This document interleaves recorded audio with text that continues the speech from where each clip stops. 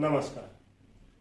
आज की वीडियो में हम लोग एक और आयुर्वेदिक औषधि द्राक्षारिष्ट के बारे में जानेंगे। द्राक्षारिष्ट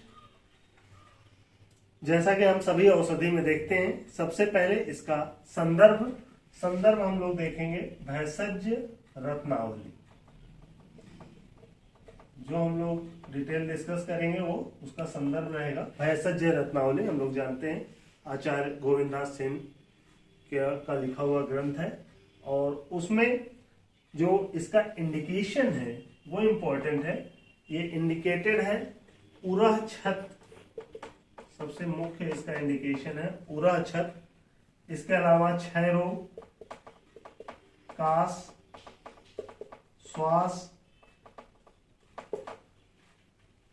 इसके अलावा इसका जो अगर सैद्धांतिक प्रयोग देखें तो ये दीपन और पाचन, दीपन भी करता है, पाचन भी करता है, और इसके साथ एक बहुत महत्वपूर्ण कार्य मल शोधन का करता है। तो इसके मुख्य इंडिकेशंस ये हैं उराछत, क्षय, कास, श्वास। इसके अलावा दीपन, पाचन और मल शोधन का कार्य भी ये करता है द्राक्षारिष्ट। जैसा कि सभी आसव अरिष्ट हम जानते हैं संधान प्रक्रिया, फर्मेंटेशन प्रोसेस से बनते हैं। एक सामान्य जो सिद्धांत है, हालांकि बहुत सारे अपवादों के साथ, सामान्य सिद्धांत ये है कि जो आसव होते हैं वो अपक्व अम्बु के संधान से बनते हैं, मतलब बिना पाक किए हुआ जो लिक्विड होता है उसका, और जो अरिष्ट होते हैं वो पक्व अम्बु के संधान से बनते हैं। यानी कि जो लिक्विड है उसको गर्म करते हैं, जैसे काढ़ा बना लिया, उसके बाद उसका संधान करते हैं। तो जैसा कि ये अरिष्ट है तो यहाँ पे भी द्राक्षारिष्ट नाम से ही क्लियर है कि इसका मेन इंग्रेडिएंट क्या है, द्राक्षा। सबसे प्रमुख घटक जो है इसमें द्राक्षा हम लोग अंगूर को बोलते हैं, या यहाँ पे मुनक्का ले सकते हैं।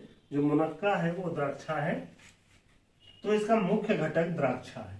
तो ये इसके इंडिकेशंस हो गए। आसव अरिष्ट की तरह इसकी डोजिंग जो है, डोज अगर बात करें तो वो डोज भी 20 ml BD डोज है। 20 से 30 ml की मात्रा में इसको लिया जा सकता है सुबह शाम, और बट विद इक्वल वाटर। ये चीज बहुत इंपॉर्टेंट है आसव अरिष्ट के सेवन में, कि उसको पर्याप्त मात्रा में जल के साथ ही लिया जाए, कम से कम समभाग जल लिया जाए। तो ये इसका हो गया रेफरेंस और इसके यूजेस।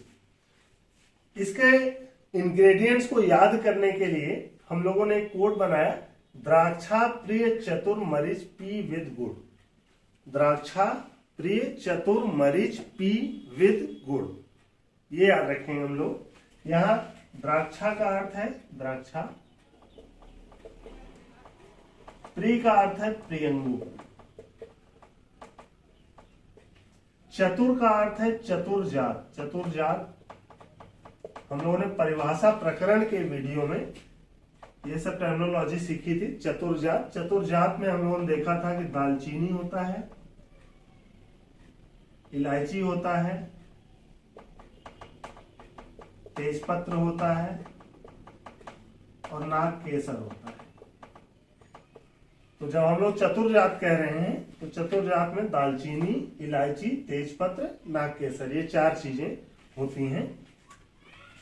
और एक बात और ध्यान रखेंगे, दालचीनी, इलायची और तेजपत्र, इन तीनों को मिला के हम लोग त्रिजातक बोलते हैं, और त्रिजातक में जब नागकेसर और ऐड कर दिया जाता है तो उसको चतुर्जात बोलते हैं। ये सारी बातें हम लोगों ने परिभाषा पत्र में देखी थी।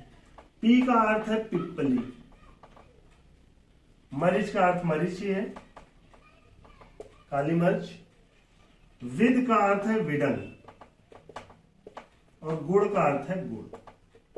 तो जो इंग्रेडिएंट्स हैं इधर उधर भूल न जाए एग्जाम के समय में, तो इसलिए हम लोगों ने कोड बना लिया, द्राक्षा प्रिय चतुर मरीच पी विद गुड़।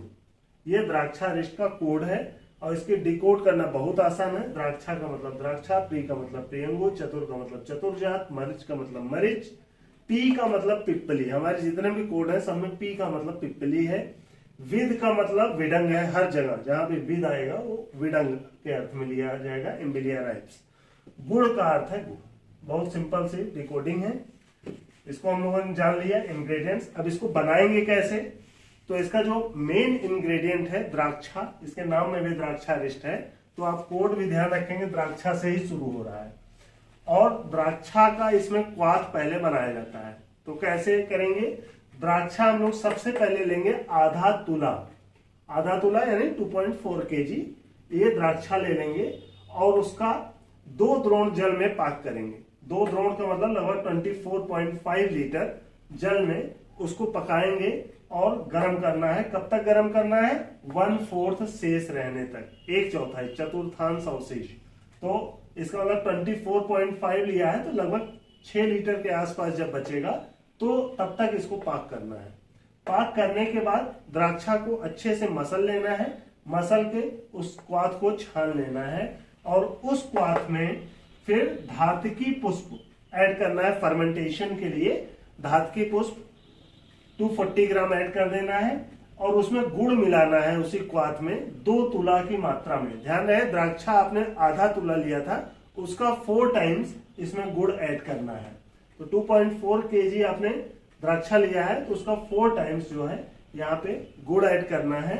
और जो प्रक्षेप द्रव्य ये सारे आपने याद किए हैं एक्सेप्ट द्राक्षा तो क्वाथ में चला गया और गुड़ आप ऐड कर चुके हैं। इसके अलावा जो इंग्रेडिएंट है, प्रियंगू है, दालचीनी, इलायची, तेजपत्ता, नागकेसर, मरीच, पिपली, बिडंग, ये सारे इंग्रेडिएंट आपको एक एक पल यानी 48 ग्राम ईच, एक एक पल की मात्रा में लेकर के उसको वस्त्रपूत कर लेना है, मीन्स फाइन पाउडर में कन्वर्ट कर लेना है प्रक्षेप द्रव्य के लिए।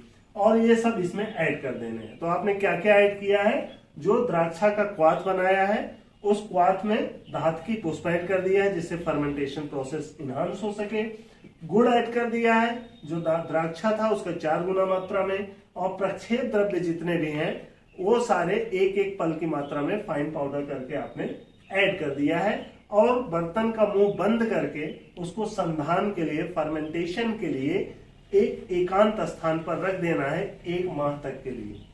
1 माह के बाद आप संधान परीक्षा करेंगे। संधान परीक्षा हम जानते हैं कि उससे बुद बुद सन सन की जो आवाज आती है बर्तन से, वो आवाज आना बंद हो जाए तो समझ जाए फर्मेंटेशन प्रोसेस कंप्लीट हो चुका है।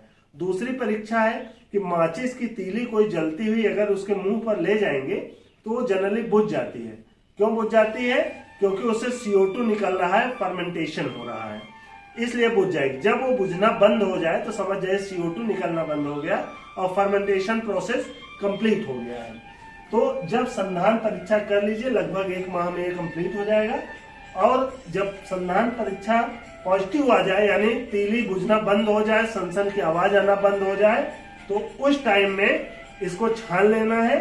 छान के लेबलिंग पैकेजिंग करके आप इसको सुरक्षित रख सकते हैं। और क्योंकि आसव अरिष्ट कल्पना है इसलिए जितना पुराना गुण युक्ता आसवो धातवो रसा, आशव धातु रस ये सारी चीजें जितनी पुरानी होती है उतनी गुणवान होती हैं। तथापि क्योंकि भारत सरकार ने कुछ मानक तय किए हैं, आसव वरिष्ठ की सवेता अवधि 10 वर्ष निर्धारित कर दी है, तो 10 वर्ष तक आप इसका प्रयोग कर सकते हैं भारत सरकार के नियमों के अनुसार। वैसे आयुर्वेद में वर्णन के अनुसार जितना पुराना होगा उतना ही लाभकारी होगा। तो फ्रेंड्स, आज के वीडियो में हम लोग द्राक्षारिष्ट सीखे।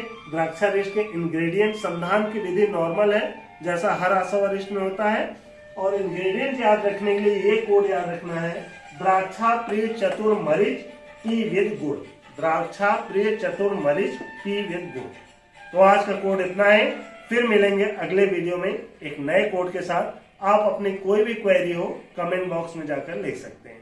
Thank you.